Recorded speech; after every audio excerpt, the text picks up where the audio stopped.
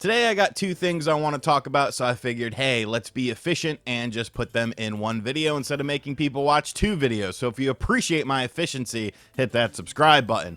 Today we're going to be talking about PSVR 2 finally coming to PC with some caveats, and we're going to be talking about a major Nintendo leaker essentially getting caught, and it's kind of an interesting situation. So let's start things off with PSVR 2 finally coming to PC, because this is something that I've been asking for quite a while, because it's clear to me Sony doesn't care about this thing. You know, the technology is great. When I'm playing Gran Turismo 7 with the headset on, once I adjust to like the weird like movement feeling that happens in your head, like it's an awesome experience. And there have been some decent things released on PSVR 2, but for the most part it seems like Sony themselves just don't care about this piece of hardware. It's not selling all that well. It's kind of a commercial failure, and that's okay. You're not always going to hit the mark with stuff like this.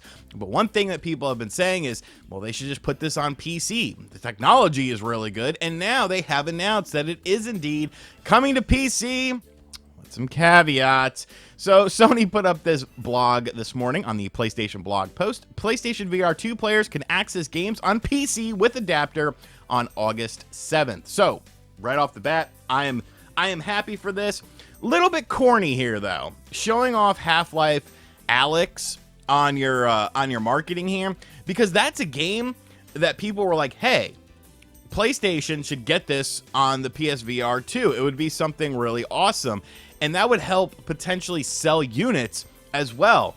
But instead, you could just plug into this little adapter here, and you can play Half-Life Alyx on your PSVR 2 on your PC. So okay, a little bit lame there, but you can expand your game library with thousands of Steam VR titles. So they basically talk about the adapter is going to be $60. You will also need a commercially available DisplayPort cable sold separately that is compatible with DisplayPort 1.4, as well as a Steam account and a PC that requires the minimum requirements. So why do I need this cable?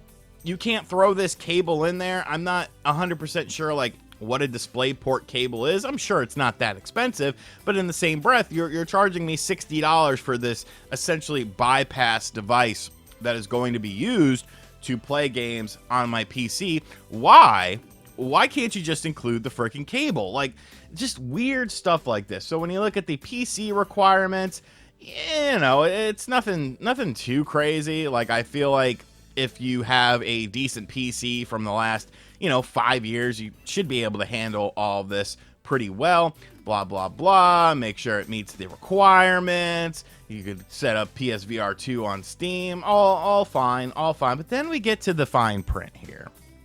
And then we can see the little box here. Okay, then we get to the fine print here. PSVR 2 was designed from the ground up specifically for PlayStation 5, so you'll notice that some key features like HDR, headset feedback, eye tracking, adaptive triggers, and haptic feedback other than rumble are not available when playing on PC. However, other high fidelity and sensory immersion features of the PSVR 2 are supported, including 4K visuals, 110-degree field of view, finger touch detection, and see-through view, as well as foveated rendering without eye tracking. What is all this crap? So there's no HDR. There's no eye tracking. There's no headset feedback. There's no adaptive triggers. There's no haptic feedback. The thing about this stuff to me, as someone like, I'm not Digital Foundry, okay? I don't understand technology and stuff. I don't even think they'll be able to really talk about this in a surefire way, though. How is it going to look different? Because when you put on the PlayStation VR 2 headset, it's not like you know what certain elements are being used in order to give the picture the clarity that you're seeing, or how the HDR is being used, or how the eye tracking is really being used. You have to have the headset on and you're experiencing everything together. So I don't even think you can like preview this thing without actually checking out the device. And I have to question, well, why is this stuff not available? Like, this is frustrating to me.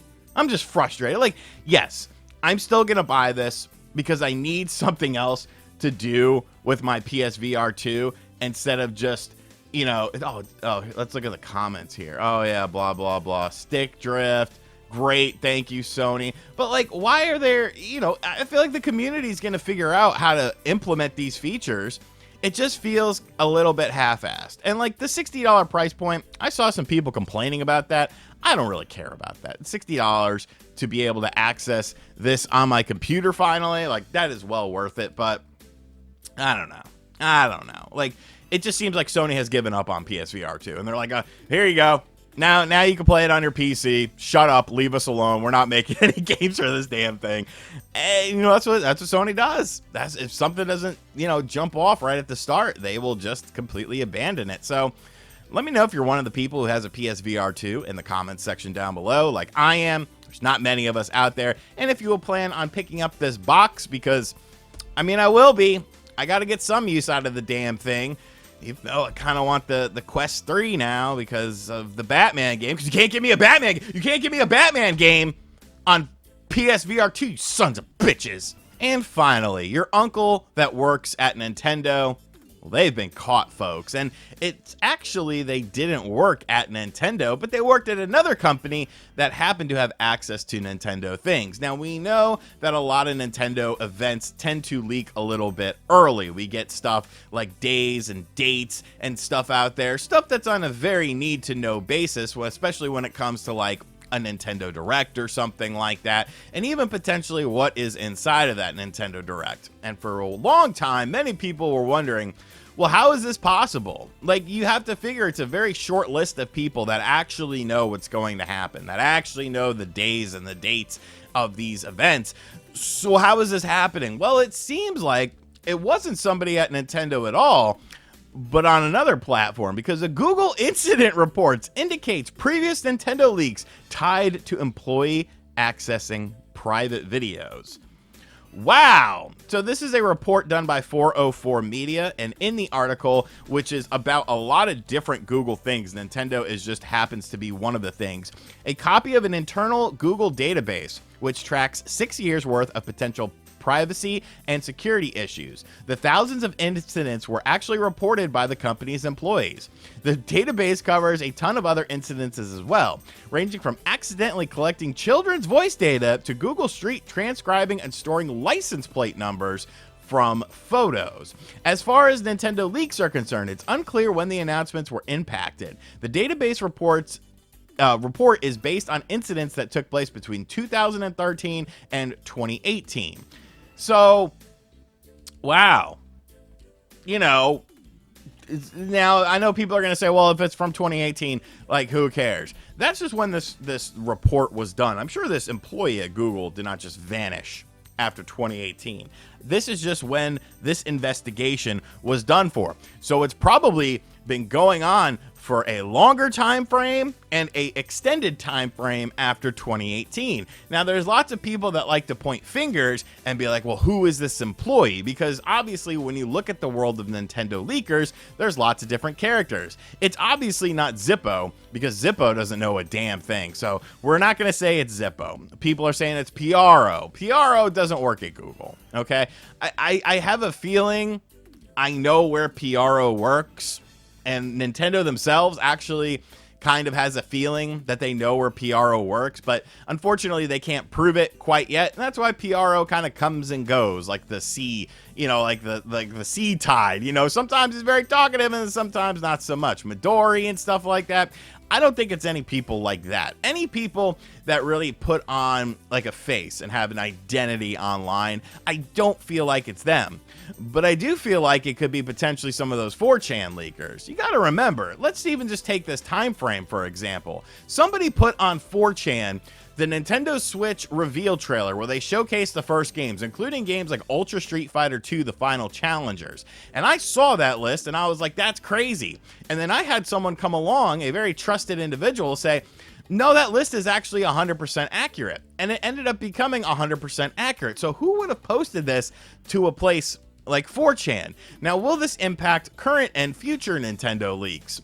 I mean, you got to imagine that whoever is involved in this, let's say that they figured out who the person is, they're probably no longer working at Google. But if people want to kind of do what this individual was doing, there's obviously going to be a lot of people looking out for things like this. They're going to be trying to stop things like this from happening, because obviously companies don't want to deal with nonsense like this, employees going rogue.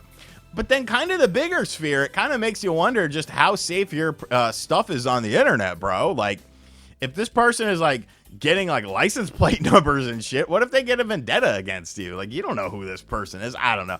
The big brother, big technology stuff, y'all with your electric cars that can be shut off whenever. Like, hey, that's how you want to live your life. That's cool. RGT though, I don't trust Big Brother. I don't trust the government, because I've been in situations where they tried to screw me over and it ain't cool. So, do you have any sort of theories on who this leaker is? Let me know in the comments section down below. And how do you think this will impact future Nintendo leaks? Alrighty, so that's going to do it for today's video. Hope you guys enjoyed it. Be sure to give me your feedback in the comments section down below. Are you excited for PlayStation VR 2 to finally be supported, at least somewhat, on PC? Will this potentially make you want to pick one up? Because you can pick one of these up with the adapter, and really the technology in it is great. It's just, how's it going to transfer over to PC? And the Nintendo leaker. Any ideas of who it could be? Let me know in the comments. And as always, guys, thank you for checking out this video. If you're new to the channel, hit that subscribe button, like, comment, and share. Hit the bell as well. And as always, I'll catch you guys on the next video. Later.